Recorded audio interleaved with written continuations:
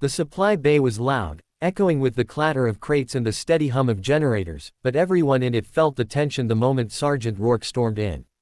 He was a big man, louder than he needed to be, angrier than he had any right to be, and feared mostly because he knew how to weaponize his temper. And today, unfortunately, his temper had fixed itself on the quiet new logistics technician, Harper. Harper barely looked up from the manifest tablet as Rourke approached. Her posture steady, eyes focused, hands calm.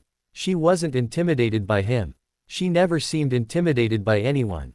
And honestly, that only fueled his anger. Rourke slammed a clipboard on the table, rattling tools. "You signed off the wrong crate," he barked. Harper looked at the paperwork, slow and deliberate, like she was rewinding his anger back to a manageable level. "The crate is correct, Sergeant. The routing number changed last night. I checked twice." He leaned closer, towering over her. "Are you telling me I don't know my own shipments?" "I'm telling you the database was updated," she replied, still unbothered. Rourke hated that calmness. It felt like a challenge, even though she wasn't trying to challenge anyone. People around them drifted away, pretending to work but watching from the corners of their eyes. They knew Rourke's temper. They also knew Harper, quiet, polite, hardworking, but they didn't know her. She was new. She kept to herself, and the rumors about her past were all over the place.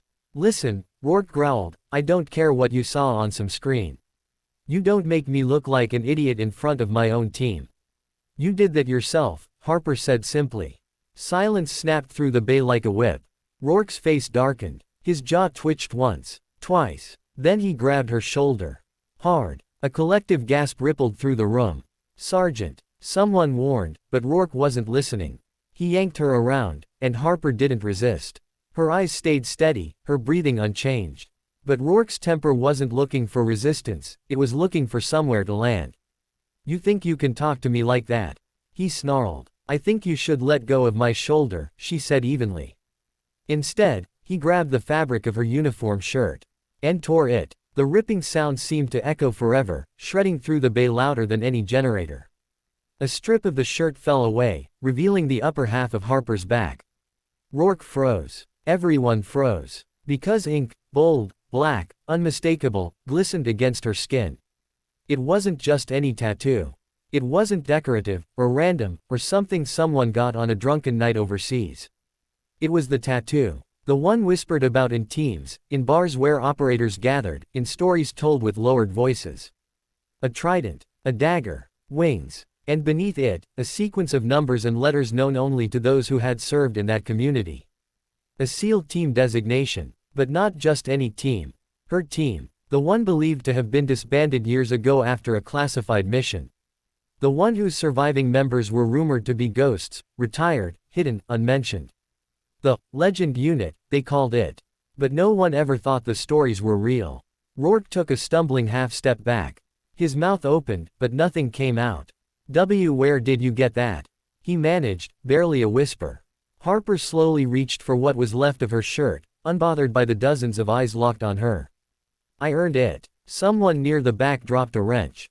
The clang rang out like punctuation. You're a SEAL." Another sergeant blurted out. Harper gave a small, tired exhale. "I was." Rourke swallowed hard, his anger evaporating like steam. Why would someone like you be here? In logistics. "I asked for it," she said softly. Her voice wasn't defensive or dramatic, just real. One of the younger specialists stepped forward, his voice shaky. "Is it true? The rumors about your unit?" Harper didn't answer right away. She tugged the torn fabric higher on her shoulder, more out of decency than embarrassment. Then she nodded once. A single, heavy, undeniable confirmation. A murmur swept through the room. Rourke felt his knees weaken. His palms trembled. He realized, too late, the magnitude of his mistake. He had just manhandled someone who operated at a level he would never reach. Someone who had likely done missions no one on the base could ever comprehend. Someone dangerous. Someone legendary. I didn't know," Rourke said, voice shaking. "That's the point of classified work," Harper replied. He stared at the tattoo again, a symbol that carried weight beyond rank, beyond medals, beyond fear, even. It was a symbol that told a story of survival where survival should have been impossible. I shouldn't have touched you, Rourke stammered. No, she said, you shouldn't have. There was no threat in her tone. No anger. Just truth. A lieutenant hurried into the bay, having heard the commotion. What's going? Then he saw Harper's back. And he froze too. Ma'am, the lieutenant breathed, instantly changing his tone. He wasn't even sure why he called her ma'am. It was instinct, respect, something deeper than rank demanded.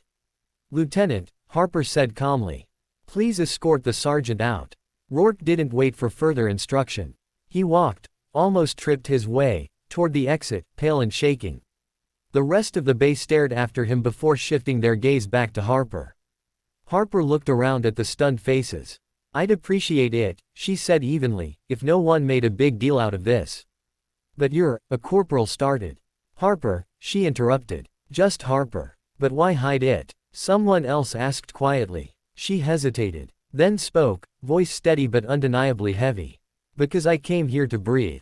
To be left alone. To stop being a myth people whisper about. I asked for logistics because I wanted silence. Routine. Normalcy. She looked down at the torn fabric in her hands. I didn't come here to intimidate people. A long moment passed. Then, slowly, the other soldiers nodded. Respectfully. Carefully. Not fearful, just aware. Someone grabbed a spare uniform top and handed it to her. She thanked them softly. As she slipped it on, the bay returned to motion, but the atmosphere had shifted. People moved with a quiet reverence, glancing her way with something like pride, and a hint of awe. Harper walked back to her workstation, calm as ever, picking up her tablet like nothing had happened. But everyone who had witnessed what Rourke revealed knew something had changed forever. Because legends weren't supposed to walk among them. And certainly not fold inventory sheets with steady hands and a quiet smile. Yet here she was, hidden, humble, lethal, and real. A living myth wearing a simple uniform. And the bay would never be the same.